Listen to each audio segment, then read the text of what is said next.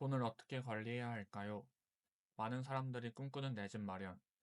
서울의 신축 대단지 아파트는 아니더라도 작은 내 집 하나 마련하려면 어디서부터 어떻게 시작해야 할까요?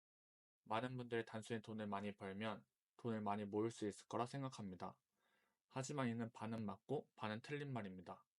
오늘은 단순히 돈을 많이 버는 게 아닌 내 전체 자산을 키워줄 수 있는 방법에 대해 말씀드리겠습니다. 취업을 하고 처음으로 250만 원이라는 월급을 받았을 때 솔직히 돈을 어떻게 관리해야 할지 막막했습니다. 적금을 들어야 하나? 청약은 또 어떻게 시작하지? 이런 고민들이 머릿속에 떠다녔죠. 그래서 주변 형들에게 조언을 구해보기로 했습니다. 그런데 형들마다 전혀 다른 조언을 주었습니다. 이제 주식 시작해야지. 재테크는 빠를수록 좋아. 요즘은 비트코인이 대세야. 내 친한 형 동료는 비트코인으로 몇 억 벌었다더라. 무조건 저축이 답이지. 주식 같은 거 잘못하다가 벌어놓은 돈을 다 날린다니까? 차라리 적금을 넣어. 서로 다른 조언들이 한꺼번에 쏟아지니 더 혼란스러울 뿐이었습니다. 누구 말이 맞는 건지, 내가 뭘 해야 하는 건지 전혀 감이 잡히지 않았습니다. 적금만 하자니 시대에 뒤처지는 것 같고, 비트코인이나 주식에 도전하자니 불안했습니다. 혹시 여러분도 저와 같은 비슷한 마음이라면 아직 아무것도 시작하면 안 되는 단계입니다. 오늘 제가 알려드린 이 개념을 이해하기 전까지 말이죠. 만약 재테크를 이미 조금 시작하신 분들도 이 영상을 보시기 바랍니다. 왜냐하면 오늘 제가 알려드린 내용은 돈을 다룰 때 꼭 알아야 할 가장 기본적이고 중요한 개념이기 때문입니다. 오늘은 단순히 저축이나 재테크가 아닌 돈을 관리할 때 꼭 알아야 할 큰 틀의 개념을 말씀드리겠습니다. 제가 오늘 말씀드린 큰 틀의 개념을 이해한 뒤 돈을 대하는 제 관점이 완전히 바뀌었습니다. 단순히 돈을 모으는 것에 그치는 것이 아니라 더 큰 시각으로 자산을 바라보게 된 것이죠. 여러분도 오늘 나눈 내용을 바탕으로 자산 관리에 대한 더 깊은 이해를 얻고 스스로의 미래를 구체적으로 설계할 수 있기를 바랍니다. 다시 처음 질문으로 돌아오겠습니다. 돈을 많이 모으려면 어떻게 해야 할까요? 월급이 많은 사람이 더 유리할까요? 아니면 부모님 집에서 생활하며 고정비를 줄일 수 있는 사람이 유리할까요? 혹은 재테크를 잘하는 사람이 더 유리할까요? 사실 자산을 키우는 데는 이 모든 요소가 중요합니다. 그리고 이를 조금 더 구체적으로 나누면 네 가지 핵심 능력으로 정리할 수 있습니다. 첫 번째, 돈을 버는 능력. 두 번째, 돈을 잘 쓰는 능력. 세 번째는 돈을 모으는 능력. 그리고 네 번째는 돈을 불리는 능력입니다. 이 네 가지 능력을 조화롭게 키운다면 단순히 돈을 관리하는 수준을 넘어 돈을 통해 삶을 설계하고 원하는 미래를 만들어가는 주체적인 태도를 가질 수 있습니다. 더 나아가 삶의 안정과 자신감도 함께 얻게 될 것입니다. 네 가지 능력을 들었을 때 어떤 생각이 드셨나요? 혹시 잘하는 게 하나도 없다는 생각에 실망하지는 않으셨나요? 사실 제 주변을 보면 이 네 가지 능력을 모두 갖춘 사람은 정말 드뭅니다. 대부분 각자만의 강점과 약점이 있더라고요. 어떤 사람은 돈을 많이 벌지만 그만큼 소비가 해플 수도 있고, 반면에 월급이 적더라도 철저한 소비 관리로 돈을 잘 모으는 사람도 있습니다. 그래서 가장 중요한 건 현재 나의 능력치가 어떤지 정확히 파악하는 것입니다. 지금의 강점은 더 발전시키고 약점은 조금씩 보완해 나아가야 합니다. 이것이 자산을 키우는 첫걸음입니다. 하지만 여기서 한 가지 주의사항이 있습니다. 모든 능력치는 완벽할 수 없지만 네 가지 능력 중 한 가지라도 억제점이 있다면 자산을 키우는데 큰 어려움을 겪게 됩니다.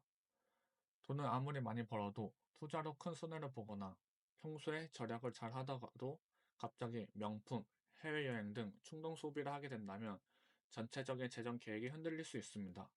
그러니 네 가지 항목 모두 기본적인 수준 이상으로 끌어올려야 합니다. 한 가지라도 부족하면 다른 능력치가 아무리 뛰어나더라도 자산 형성에 큰 어려움을 겪을 수 있습니다.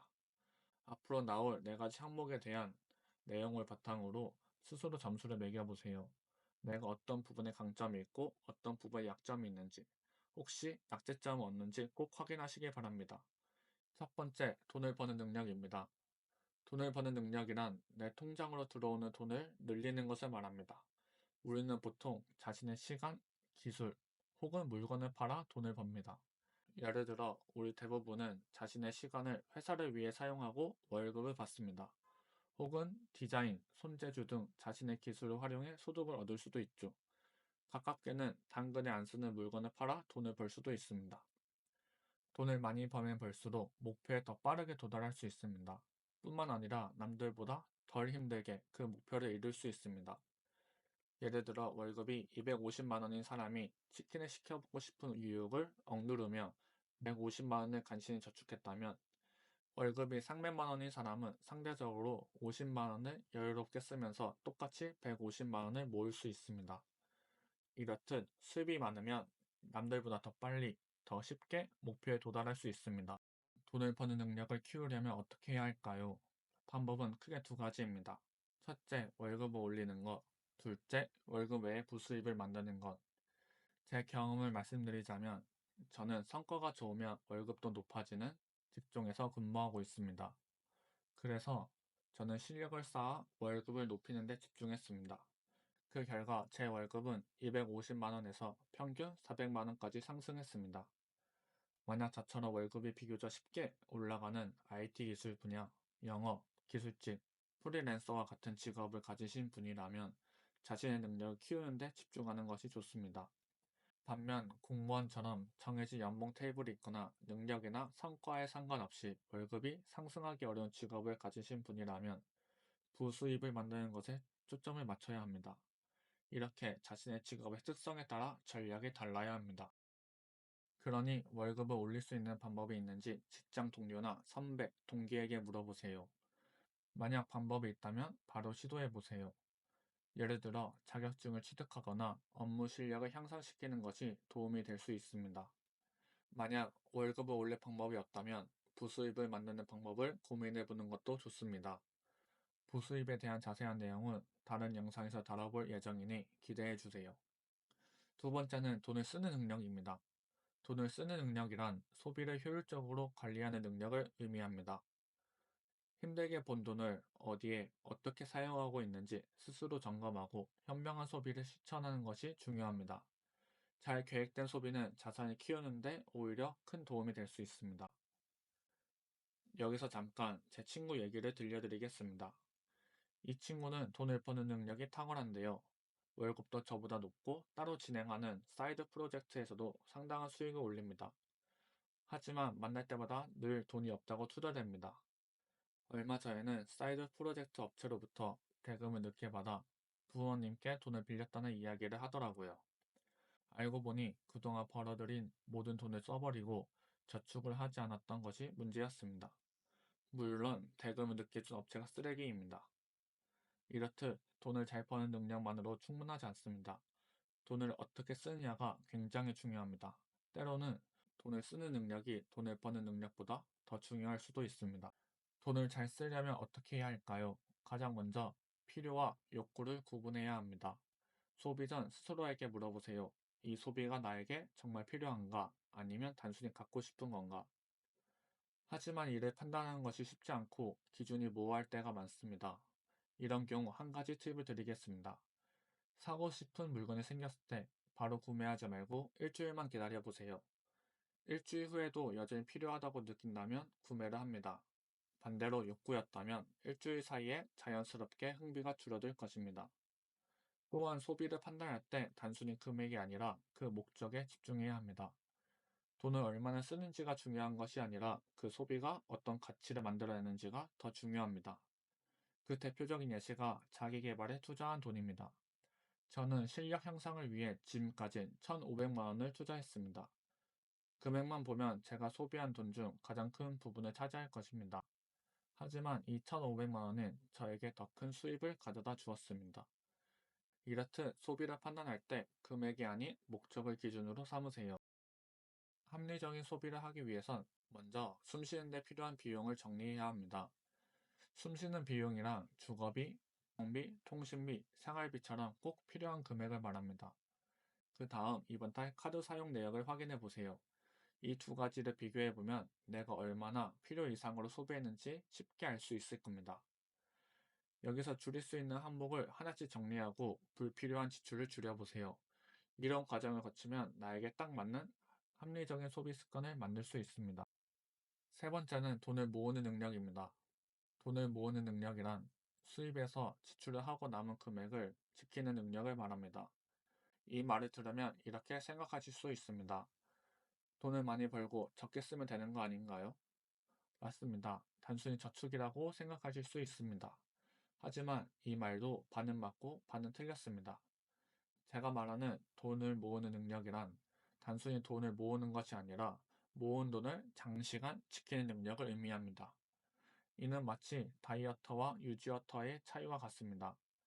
살을 빼는 다이어트와 감량한 몸을 유지하는 것은 전혀 다른 것처럼 돈을 모으는 것과 유지하는 것도 별개의 영역입니다. 장시간 차곡차곡 모은 돈은 내 자산의 뿌리가 됩니다. 흔히 이 돈을 목돈이나 시드머니라고 부르죠. 돈을 모으는 능력을 키우면 나중에 내 선택지가 훨씬 넓어집니다. 예를 들어 월세에서 전세로 옮기거나 직장 근처에 더 넓은 집으로 이사할 수 있습니다. 또한 이렇게 모은 돈은 주식, 부동산 등 재테크의 자금으로도 활용할 수 있습니다. 돈을 모으는 능력은 앞서 말씀드린 돈을 버는 능력, 쓰는 능력과 밀접하게 연결되어 있습니다. 가능한 돈을 많이 벌고 적게 쓰는 것이 기본이죠. 그래야 자연스럽게 더 많은 돈을 모을 수 있습니다. 그리고 이렇게 모은 돈은 저축통장에 꾸준히 쌓아가는 것이 중요합니다. 자신만의 목표 금액을 설정하는 것도 좋은 방법입니다. 예를 들어 3년 안에 3천만 원을 모으기나 30살 전에 1억 모으기 같은 구체적인 목표를 세우고 실천해 나가는 겁니다. 통장에 일정 금액이 쌓이면 두 가지 감정이 드는데요. 하나는 돈을 많이 모았다는 뿌듯함과 안정감, 또 다른 하나는 모은 돈을 자꾸만 쓰고 싶은 욕구입니다. 특히 인스타그램 같은 SNS를 보며 친구들과 자신을 비교하게 되는데요. 친구들이 구입한 명품, 옷, 자동차가 눈에 들어오고 해외여행 사진을 보며 나도 가고 싶다 라는 생각이 들 수 있습니다. 하지만 이런 유혹을 이겨내는 것이 중요합니다. 지금의 작은 유혹을 참아야만 더 큰 목표를 이루기 위한 기반을 다질 수 있기 때문입니다. 지금 내 자산과 목표를 점검해 보세요. 먼저 은행 앱을 열어 현재까지 모은 금액을 확인하고 한 달에 최대 얼마를 저축할 수 있는지 계산해 보는 겁니다. 이렇게 구체적으로 파악하면 현실적인 목표를 세우고 계획을 더욱 체계적으로 설계할 수 있습니다. 특히 돈을 꾸준히 모아본 적이 없다면 3천만 원을 첫 번째 목표로 삼아 보세요. 3천만 원은 비상금, 투자 자금 등 다양한 용도로 활용 가능한 동시에 자산 형성의 기초를 다지는데 적합한 금액입니다. 네 번째, 돈을 불리는 능력입니다. 돈을 불리는 능력이란 재테크를 의미합니다. 내가 모은 돈을 예금, 적금, 주식 등을 통해 더 늘리는 것이죠. 아마 많은 분들이 재테크에 가장 관심을 갖고 계실 겁니다. 유튜브만 봐도 정보가 넘쳐나니까요. 국내 주식을 해라. 아니다. 국내 주식보다 해외 주식을 해라. ISA 계좌를 만들어 해외 주식 ETF를 사라. 이처럼 다양한 방법들이 모두 재테크의 일부입니다. 재테크를 통해 돈을 불리면 목표에 훨씬 더 빠르게 도달할 수 있습니다. 예를 들어 매달 100만 원씩 5년 동안 단순히 저축만 한다면 5년 뒤에는 6천만 원이라는 금액을 모을 수 있습니다. 하지만 같은 금액을 저축하면서 투자를 병행한다면 어떨까요? 매년 평균 수익률이 10%라면 5년 뒤 자산은 1,717만 원으로 늘어납니다. 단순 저축보다 약 1,700만 원이 더 벌게 되는 거죠. 이처럼 돈을 불릴 능력을 키우면 자산이 더 빠르게 불어나고 원하는 목표에 더 빨리 도달할 수 있습니다. 재테크에는 다양한 방법이 있습니다. 가장 안전하고 친숙한 예금과 적금, 주변에서 자주 언급되는 주식, 그리고 재테크 초보라면 듣기만 해도 부담스러운 코인까지. 이 외에도 채권, 금투자 등 선택지는 무궁무진합니다. 만약 지금까지 예금과 적금 외에는 경험이 없다면 먼저 공부부터 시작해 보세요. 재테크는 자산을 불릴 수 있는 기회가 되기도 하지만 잘못하면 돈을 잃을 위험도 있기 때문입니다. 공부는 유튜브, 책, 강의를 활용해 쉽게 시작할 수 있습니다. 저도 앞으로 이 채널에서 재테크와 관련된 다양한 내용을 다룰 예정이니 구독하셔서 함께 배워와요. 재테크를 처음 시작할 때는 주의할 점들이 있습니다. 자산을 불리는 것도 중요하지만 위험을 관리하는 것이 그만큼 중요하기 때문입니다. 특히 아래 세 가지는 꼭 기억해 주세요. 첫째, 빚을 내서 투자하지 마세요. 빚으로 시작한 투자는 심리적으로 큰 부담이 됩니다. 최악의 경우 손실이 발생하면 원금 이상의 재정적 문제를 초래할 수 있습니다. 둘째, 재정 상태를 고려하지 않는 무리한 투자는 금물입니다. 재정 상태를 고려하지 않고 무리하게 투자하게 되면 생활에 큰 문제가 생길 수 있습니다. 이는 오히려 스트레스와 부담만 키우게 됩니다. 여유 자금을 충분히 확보한 뒤 여윳돈으로 투자하세요. 셋째, 단기 수익에 집착하지 마세요. 재테크는 단기간에 부자가 되는 마법이 아닙니다. 단기적인 수익만 쫓다 보면 손실을 볼 가능성이 높습니다. 제가 경험한 바로는 손절할 때의 심적 고통은 말로 표현하기 어려울 정도로 큽니다. 재테크의 첫걸음은 기본적인 언어와 생태계를 이해하는 것입니다. 먼저 자주 사용되는 용어를 익히는 것부터 시작하세요. 예를 들어 예금과 적금의 차이, 금리와 복리의 개념, ETF와 펀드의 구조 등입니다. 이 네 가지 능력 중에서 사람마다 강점과 약점이 있을 겁니다. 하지만 돈 관리가 아직 낯선 분들은 네 가지 능력 중 잘하는 것이 없다고 느낄 수도 있는데요. 그럴 때 가장 먼저 향상시켜야 할 능력이 있습니다. 그것은 돈을 잘 쓰는 능력입니다. 왜냐하면 나머지 세 가지 능력은 내 의지와 달리 주변 환경에 영향을 받기 때문입니다. 월급은 지금 당장 크게 올리기 어렵고 돈을 모으는 능력은 큰 돈을 모아본 경험이 없다면 시작부터 막막할 수 있습니다. 재테크는 예측하기 힘든 상황이 많아 초보자에게 부담이 됩니다. 그러나 돈을 쓰는 능력은 내 의지에 달려 있습니다. 물론 가족이 아프거나 예상치 못한 일이 생겨 돈을 써야 하는 상황이 있을 수 있습니다. 하지만 대부분의 소비는 스스로 조절할 수 있습니다. 또한 돈을 잘 쓰는 능력을 키우면 나머지 능력들을 키우는데도 중요한 밑바탕이 됩니다. 오늘은 돈을 관리하는 네 가지 능력에 대해 알아보았습니다. 주식 투자, 비트코인, 부수입 등 작은 부분에만 집중하기보다는 오늘 이야기한 큰 틀을 이해하면 앞으로 돈을 모으고 자산을 키울 때 더 넓은 시야로 볼 수 있게 될 것입니다. 이번 내용이 여러분의 자산 형성 과정에 든든한 발판이 되기를 바랍니다. 다음에 더 좋은 영상으로 찾아오겠습니다. 그리고 네 가지 능력에 대한 제 점수는 댓글에 달아놓을 테니 댓글도 함께 확인해 주세요. 감사합니다.